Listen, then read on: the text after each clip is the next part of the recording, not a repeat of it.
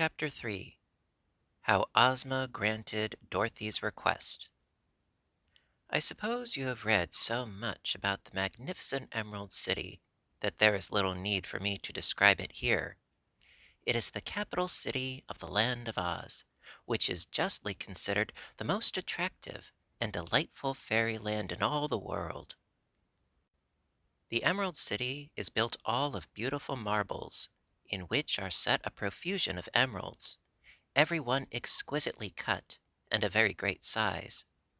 There are other jewels used in the decorations inside the houses and palaces, such as rubies, diamonds, sapphires, amethysts, and turquoises. But in the streets and upon the outside of the buildings only emeralds appear, from which circumstance the place is named the Emerald City of Oz. It has 9,654 buildings, in which lived 57,318 people, up to the time my story opens. All the surrounding country, extending to the borders of the desert which enclosed it upon every side, was full of pretty and comfortable farmhouses, in which resided those inhabitants of Oz who preferred country to city life. Altogether, there were more than 500,000 people in the Land of Oz, although some of them, as you will soon learn, were not made of flesh and blood as we are, and every inhabitant of that favored country was happy and prosperous. No disease of any sort was ever known among the Ozites, and so no one ever died unless he met with an accident that prevented him from living. This happened very seldom indeed. There were no poor people in the Land of Oz, because there was no such thing as money, and all property of every sort belonged to the ruler. The people were her children, and she cared for them. Each person was given freely by his neighbors whatever he required for his use, which is as much as any one may reasonably desire. Some tilled the lands and raised great crops of grain, which was divided equally among the entire population, so that all had enough. There were many tailors and dressmakers and shoemakers and the like, who made things that anyone who desired them might wear. Likewise, there were jewelers who made ornaments for the person, which pleased and beautified the people, and these ornaments also were free to those who asked for them. Each man and woman, no matter what he or she produced for the good of the community, was supplied by the neighbors with food and clothing and a house and furniture and ornaments and games. If by chance the supply ever ran short, more was taken from the great storehouse of the ruler, which were afterward filled up again when there was more of that article than the people needed. Everyone worked half the time and played half the time, and the people enjoyed the work as much as they did the play, because it is good to be occupied and to have something to do. There were no cruel overseers set to watch them, and no one to rebuke them or to find fault with them. So each one was proud to do all he could for his friends and neighbors, and was glad when they would accept the things he produced. You will know, by what I have here told you, that the Land of Oz was a remarkable country. I do not suppose such an arrangement would be practical with us, but Dorothy assures me that it works finely with the Oz people. Oz being a fairy country, the people were, of course, fairy people, but that does not mean that all of them were very unlike the people of our own world. There were all sorts of queer characters among them, but not a single one who was evil, or possessed a selfish or violent nature. They were peaceful, kind-hearted, loving and merry, and every inhabitant adored the beautiful girl who ruled them, and delighted to obey her every command. In spite of all I have said in a general way, there were some parts of the Land of Oz not quite so pleasant as the farming country and the Emerald City, which was its center. Far away in the South Country there lived in the mountains a band of strange people called hammerheads, because they had no arms, and used their flat heads to pound anyone who came near them. Their necks were like rubber, so that they could shoot out their heads quite a distance, and afterward draw them back again to their shoulders. The hammerheads were called the wild people, but never harmed any but those who disturbed them in the mountains where they lived. In some of the dense forests there lived great beasts of every sort. Yet these were for the most part harmless, and even sociable, and conversed agreeably with those who visited their haunts. The Kalidas, beasts with bodies like bears and heads like tigers, had once been fierce and bloodthirsty, but even they were now nearly all tamed, although at times one or another of them would get cross and disagreeable. Not so tame were the fighting trees, which had a forest of their own. If anyone approached them, these curious trees would bend down their branches, twine them around the intruders, and hurl them away. But these unpleasant things existed only in a few remote parts of the land of Oz. I suppose every country has some drawbacks, so even this almost perfect fairyland could not be quite perfect.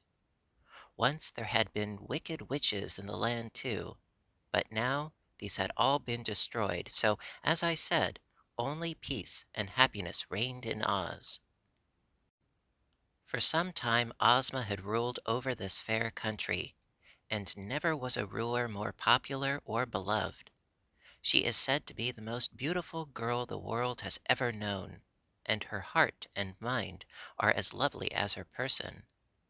Dorothy Gale had several times visited the Emerald City and experienced adventures in the Land of Oz, so that she and Ozma had now become firm friends.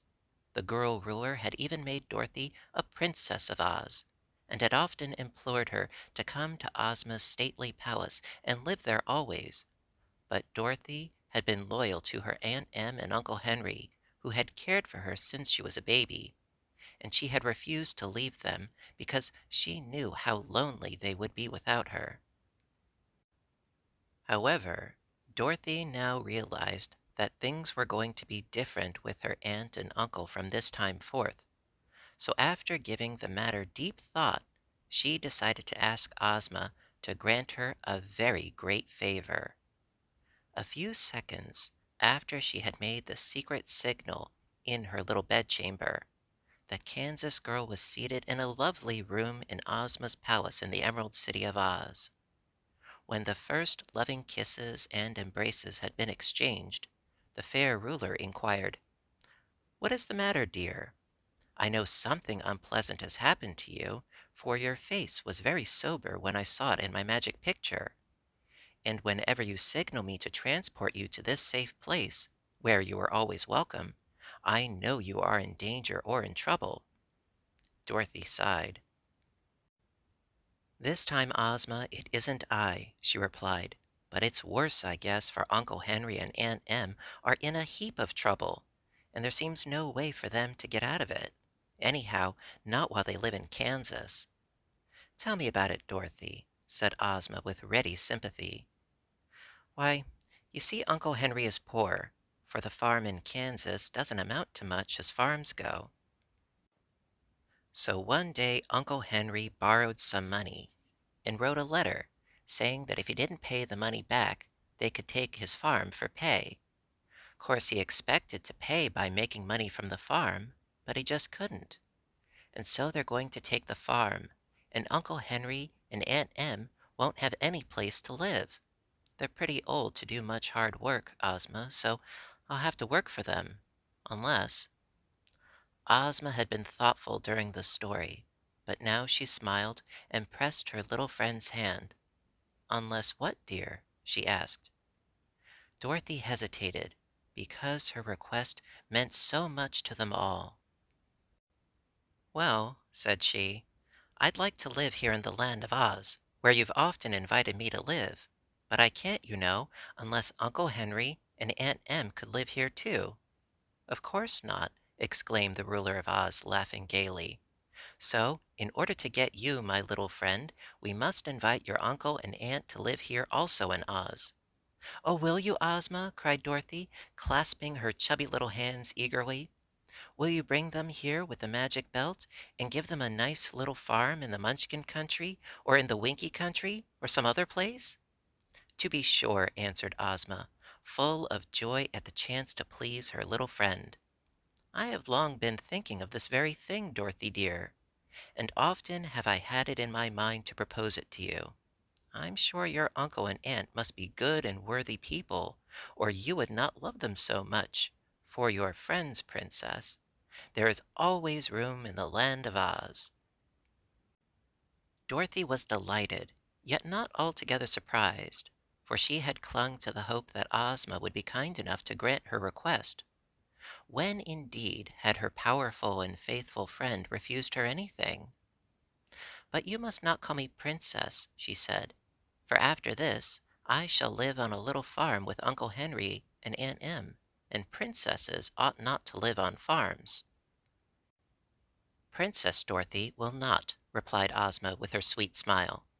"You are going to live in your own rooms in this palace and be my constant companion." "But Uncle Henry," began Dorothy. "Oh, he is old and has worked enough in his lifetime," interrupted the girl ruler. "So we must find a place for your uncle and aunt where they will be comfortable and happy and need not work more than they care to. When shall we transport them here, Dorothy?" "I promised to go and see them again before they were turned out of the farmhouse," answered Dorothy. "So perhaps next Saturday." "But why wait so long?" asked Ozma. "And why make the journey back to Kansas again? Let us surprise them and bring them here without any warning." "I'm not sure that they believe in the Land of Oz," said Dorothy, "though I've told them about it lots of times." "They'll believe it when they see it," declared Ozma. "And if they are told they are to make a magical journey to our fairyland, it may make them nervous. I think the best way will be to use the magic belt without warning them, and when they have arrived you can explain to them whatever they do not understand." "Perhaps that's best," decided Dorothy. "There isn't much use in their staying at the farm until they're put out, 'cause it's much nicer here." "Then tomorrow morning they shall come here," said Princess Ozma. "I will order Jellia Jam, who is the palace housekeeper, to have rooms all prepared for them, and after breakfast we will get the magic belt and by its aid transport your uncle and aunt to the Emerald City." "Oh, thank you, Ozma," cried Dorothy, kissing her friend gratefully. "And now," Ozma proposed, "let us take a walk in the gardens before we dress for dinner. Come, Dorothy dear."